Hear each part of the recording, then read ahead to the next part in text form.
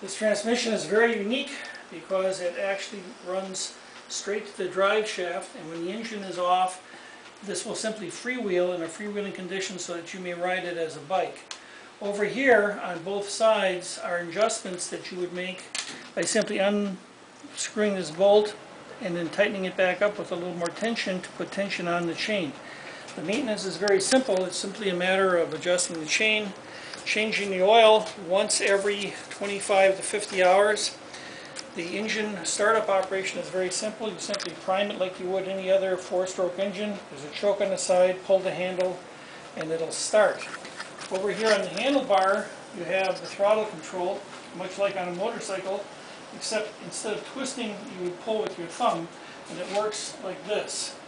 Over here, you have your on and off engine control, which will turn the engine off and on from the driver's position. If you choose to leave this off and pedal it as a bicycle, it will work in a bicycle mode, simply as a bicycle. And while you're pumping it as a bicycle, there's absolutely no pressure on it from the engine or the drivetrain or the transmission. They simply freewheel in the back. However, when you want to use the motor assist, you simply start the engine by putting the on and off switch into the on position, prime, choke, and pull. Usually in one pull, the engine will start.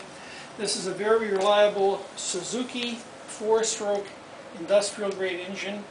The transmission is really bulletproof. Once it's installed as it is now, you don't have to really do anything to it.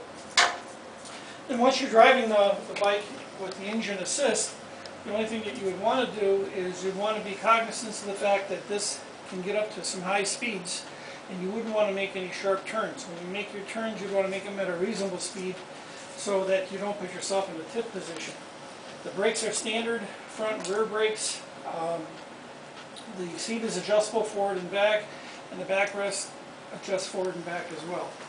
The bike in and by itself is considered an engine assist as opposed to a moped or motorbike. It is not a motorbike, nor is it a moped. It is a gasoline engine assist, much the same way that a battery-powered bike uses a battery to power it. The only difference here is that on a battery-powered bike, after about 20 miles, you're out of battery and you need to recharge for 8 hours. In this, you simply put a few ounces of regular fuel in it, and you're ready to go. You should be able to run 80 miles without any problem, depending upon the hills and the grades and how much you actually use the engine. Now, can you use the engine simply by itself without pedaling? Absolutely. You can simply start it.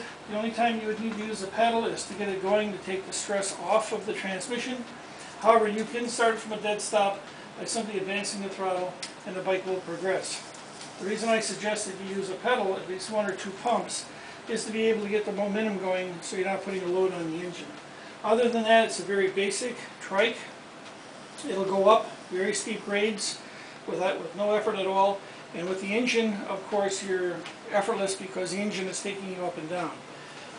I've had these trikes up to approximately 45 miles an hour, but I wouldn't suggest going that fast until you become absolutely comfortable with the bike.